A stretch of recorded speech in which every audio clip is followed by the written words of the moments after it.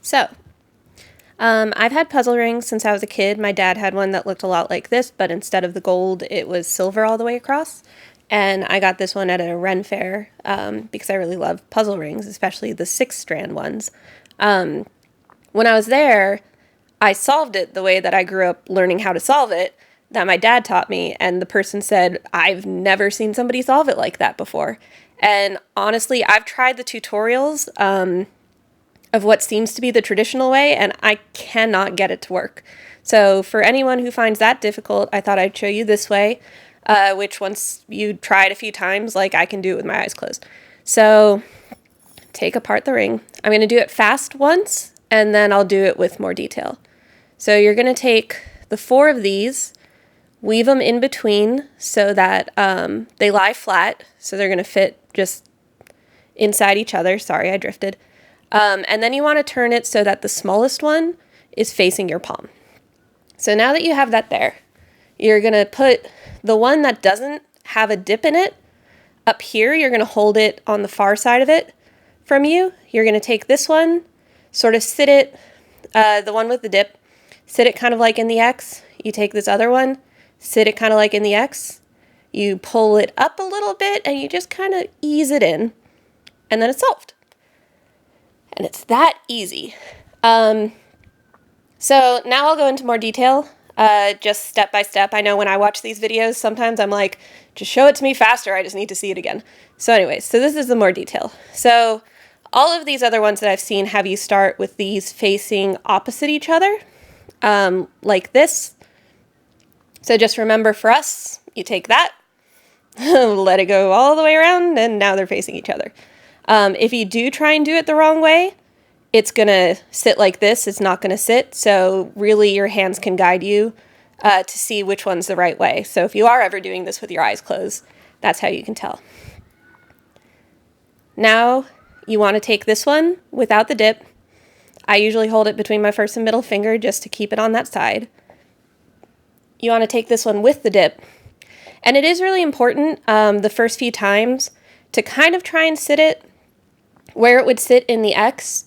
This is less important later, but especially as you're learning how to get it to fit in, it's easier to hold all together. So I'm kind of making this X with it. You can see I've got my 4 together, but these are still kind of on the outside. And you want to just fold this up a little bit. Not enough that it comes apart, but just a little bit so that you can fit the pieces in. I was showing you that it comes apart, and it came apart. Anyways, so you weave them together. You're going to hinge it like that when you put it together. One without the dip, one with the dip. You want to sort of put it in the right position for the X, so you can kind of see an X over it. And then you want to just hinge this up and just kind of ease these in. And they'll kind of pop in, and then they'll come together like that. And then you have your ring together. Okay, I'm editing this in after if it looks a bit different, because I realized I should also show you what it looks like when you have them in the wrong order. So you've got your 4, you've got them here, and let's say, for example, you did it this way, or you did it this way, but you left the solid one on the closer side. You can solve it on the far side, but you're likely, if you're following these instructions, to then have it do this, which is, you think you're doing all right.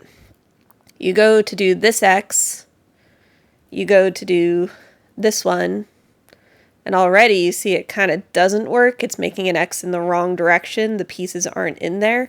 If you try and kind of flip it backwards because you think this is going to work, even though they don't really sit right, when you try and open it up to ease them in, it's not going to work. And so you can kind of tell if you are solving this and you're finding that that's happening, you can't get it to sit in that X position. Just make sure that you've got them in the right order. So again, the smaller one going first on the far side, even if you can kind of get it to do the X like that, when you hinge to put it in, it will not sit flat. It'll do this, where you'll see these 2 pieces just look like that. So that's how you can tell it's wrong. You'll be like, but it looks right from the front. You did it backwards. So just kind of put it out.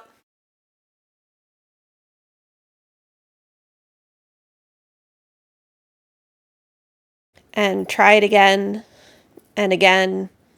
Little one towards your palm. The flat one on the far side. Right there. And then you want to take the one with the dip, the one without the dip, ease them in, and now you see they come together like all the other ones. They come together flat. So that's how you know that you've done it right. So I hope that was helpful. Leave me a comment if anyone ever sees this and has questions. This works for ones with 4 strands. It works with ones with 8 strands. I think 6 is the perfect number of strands. And I think it's the most satisfying. But that solution will work with the other ones. I'll try and do the other one again, the traditional way, and see if I can make it work. But after doing this for so long, it kind of works with my fingers in a way that the other one doesn't seem to. So I thought I would share. Anyways, hope you enjoyed that. Bye.